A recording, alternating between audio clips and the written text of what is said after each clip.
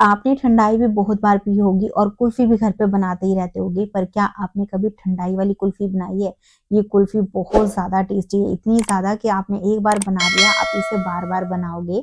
साथ में ही इसको बनाने के लिए हमें कोई अरारोट, कॉर्नफ्लावर, मैदा, आटा या कस्टर्ड की ज़रूरत नहीं है।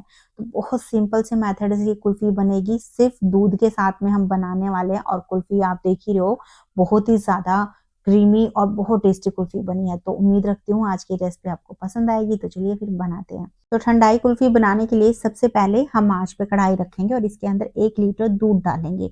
तो मैंने यहाँ बुफैलो मिल्क यूज़ किया और ये काफ़ी अच्छी क्वालिटी का दूध है, मतलब इसमें पानी का जो कंटेंट है वो थोड़ा-सा कम है। तो दूध की क्वालिटी जैसी होगी आपकी जो कुल्फी है वैसी ही बनेगी। कोशिश करना कि थोड़ी-सी अच्छी क्वालिटी वाला आप दूध लो।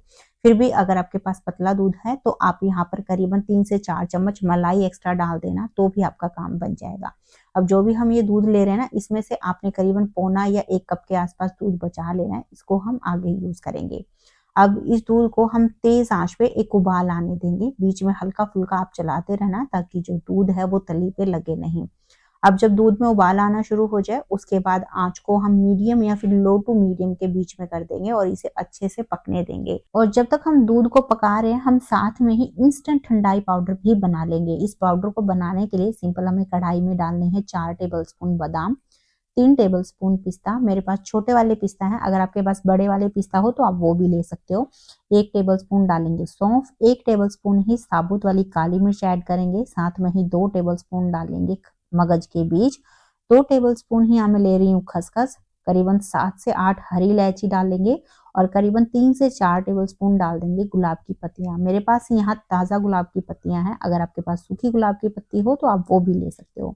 1 छोटी चम्मच सौंठ का पाउडर डालेंगे, यानी ड्राई जिंजर पाउडर हम यहाँ पर यूज़ कर रहे हो। अगर आपके पास पाउडर नहीं है, सूखा जिंजर रखा है, मतलब अदरक रखा है सूखा, तो आप वो भी ले सकते हो।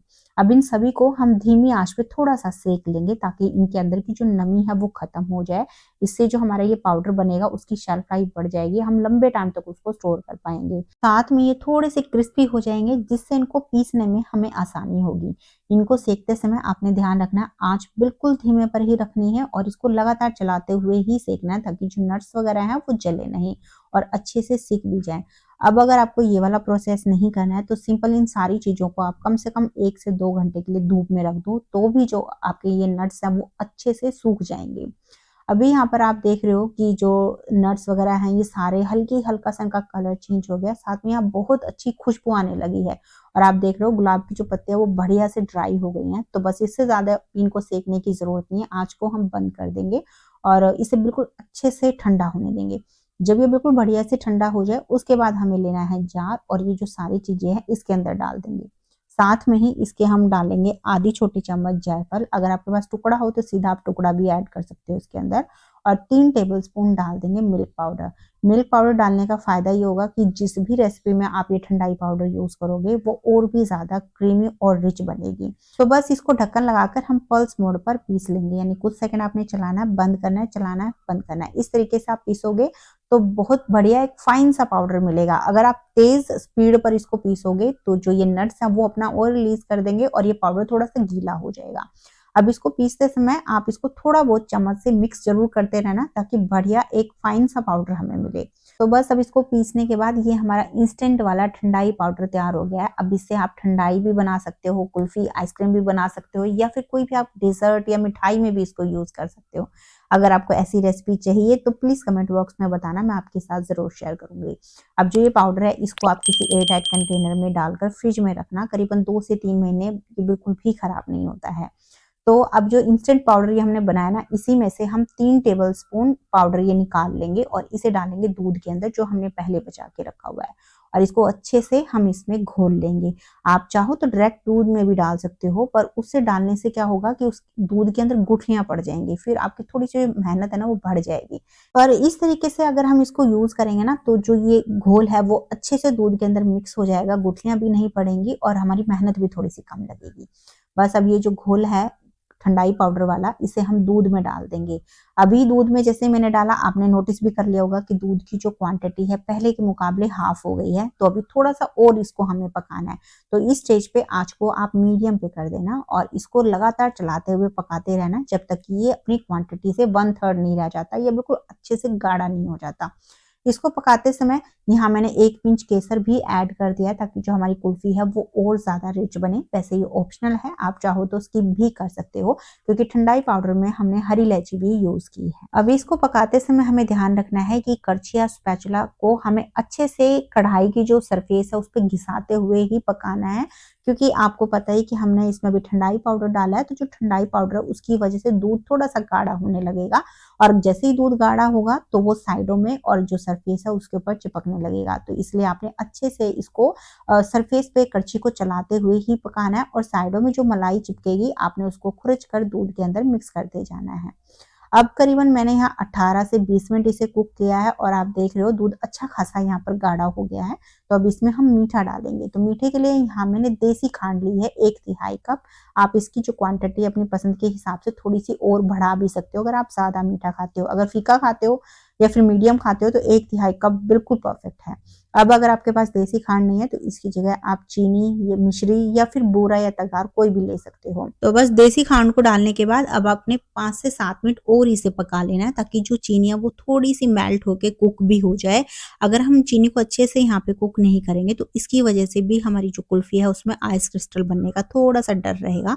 बस यहाँ पर इसको पकाते समय आपने ध्यान रखना है कि इसको लगातार चलाते हुए ही पकाना है, बिल्कुल भी नहीं छोड़ना है अभी, क्योंकि दूध अच्छे से यहाँ पे कुक हो गया, गाढ़ा हो गया है बिल्कुल। अभी इसको छोड़ देंगे तो ये साइडों में और तली पे बिल्कुल चिपक जाएगा और आधा दूध ऐसे ही खराब हो जाएगा। तो इसी तरीके से हमें लगातार चलाते हुए 5 से 7 मिनट और इसे कुक कर लेना है। तो जैसे आप यहाँ देख रहे हो दूध जो है पहले के मुकाबले काफी रिड्यूस हो गया, 1/3 के आसपास ये रह गया और काफी गाढ़ा हो गया है।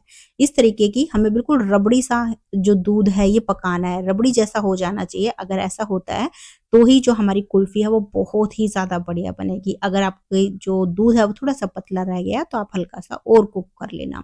तो मैंने इसको करीबन यहाँ 25 से 30 मिनट पकाया है मीडियम आंच पे, पहला उबाल आने के बाद में। आपको हो सकता है थोड़ा सा टाइम और लग जाए, वो डिपेंड करता है कि आपकी जो दूध है उसकी क्वालिटी कैसी है। अगर पतला दूध होगा तो भाई जाहिर सी बात है आपको थोड़ा सा और पकाना पड़ेगा उसमें। तो अभी ये दूध बिल्कुल अच्छे से यहाँ पे कुक हो गया है। तो बस आंच को भी बंद कर देंगे और इसे ठंडा होने देंगे। अब जब ये ठंडा हो जाएगा तो आप देख ही रहे हो कि बिल्कुल ये गाढ़ा हो जाएगा इस तरीके से, बिल्कुल थिक। तो जाहिर सी बात अभी इसकी तो हम कुल्फी नहीं बना पाएंगे, तो इसके लिए हम जार लेंगे और जितना भी ये दूध का मिक्सचर है कुल्फी का सारा इसमें डाल देंगे और इसके बाद इसे हम मिक्सी में चला लेंगे। चलाने के बाद इसका जो टेक्सचर है आप देखिए कितना ज्यादा क्रीमी बन गया है ना, बहुत ही स्मूथ और क्रीमी सा ये टेक्सचर हो गया है। और इसी से आपको अंदाजा लग भी गया होगा कि हमारी जो कुल्फी है वो बहुत ही बढ़िया बनने वाली है। तो बस अब इनको सेट करने के लिए यहाँ मैंने कॉफी की जो कप होते हैं वो लिए हैं। आप इसकी जगह कुल्फी का मोल्ड ले सकते हो, कंटेनर यूज कर सकते हो या फिर सिंपल जो गिलास और गिलासियां होती हैं उनमें भी आप इसे सेट कर सकते हो। तो बस ये जो कुल्फी का मिक्सचर है सारा इनमें डाल देंगे और उसके बाद यहाँ मैं इसे फॉयल पेपर के साथ कवर कर रही हूँ ताकि इसके ऊपर आइस क्रिस्टल ना बने। आप इसकी जगह कोई क्लिंग रैप या फिर बटर पेपर लगा सकते हो। अगर वो नहीं है तो सिंपल भाई अपने घर में जो थैलियां वगैरह आती है ना, अच्छे से वॉश करके आप उसे लगा लेना। इसके बाद मैंने यहाँ थोड़ा सा रबड़ भी लगा लिया है ताकि जो फॉयल पेपर है वो ज्यादा इधर उधर ना हो। अब इसके सेंटर में हम नाइफ से हल्का सा कट लगा लेंगे, बहुत बड़ा नहीं लगाना है, बस हल्का हल्का सा कट लगाना है ताकि जो स्टिक इसके अंदर हम डालें वो आराम से ढक जाए।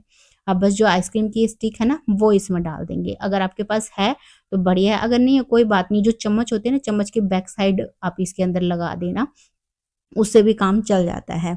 और नहीं भी लगाएंगे तो भी कोई प्रॉब्लम नहीं है, बहुत आराम से जो कुल्फी है ये बन जाती है। तो बस इस तरीके से आइसक्रीम स्टिक लगाने के बाद अब इसे हम फ्रीजर में रख देंगे करीबन 8 से 10 घंटे के लिए। तो यहाँ पर फ्रेंड्स कुल्फी को फ्रिज में रखने से पहले आप ध्यान रखना कि जो फ्रीजर का टेम्परेचर है आपने करीबन 15 से 20 मिनट पहले ही मैक्सिमम पे कर देना है। और अगर आपके फ्रीजर में बहुत ज्यादा बर्फ है तो हो सके तो थोड़ी बहुत बर्फ उसमें से निकाल लेना। कई बार क्या होता है ज्यादा बर्फ होने की वजह से भी जो कुल्फी या आइसक्रीम होती है उसके ऊपर आइस क्रिस्टल बन जाते हैं। साथ में ही आपने करीबन 8 से 10 घंटे बिल्कुल भी कुल्फी के मोल्ड को खोलकर चेक नहीं करना है। कई बार हम बार-बार खोलकर चेक करते हैं, उसकी वजह से भी हमारी जो कुल्फी है उसके ऊपर आइस क्रिस्टल बनते हैं। तो अब मैंने यहाँ करीबन पूरी रात के लिए ही कुल्फी को रखा था फ्रीज़र में और आप देख रहे हो बहुत अच्छे से यहाँ पे ये सेट हो गई है और आपको अंदाज़ा भी लग गया होगा कि इसमें बिल्कुल भी आइस क्रिस्टल नहीं है। तो एक बार मैं आपको पूरा निकाल के भी इसको दिखा रही हूँ। ये देखिए कितनी बढ़िया हमारी ये ठंडाई कुल्फी बनी है। बिल्कुल भी आइस क्रिस्टल नहीं थे इस कुल्फी के अंदर, बहुत ही ज़्यादा क्रीमी और रिच ये ठंडाई कुल्फी थी।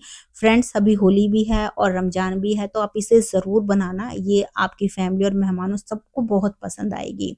तो उम्मीद रखती हूँ मैं आज की ये रेसिपी आपको अच्छी लगी है। अगर आपको थोड़ी-सी भी पसंद आई ना तो प्लीज़ लाइक करना, इसको शेयर भी कर देना। साथ में ही अगर आपको ऐसी ही ईज़ी रेसिपी पसंद है, जो आप आसानी से घर पे बना सको, तो प्लीज़ चैनल को सब्सक्राइब भी कर लेना। तो चलिए फिर मिलते हैं आपसे एक नई रेसिपी के साथ में।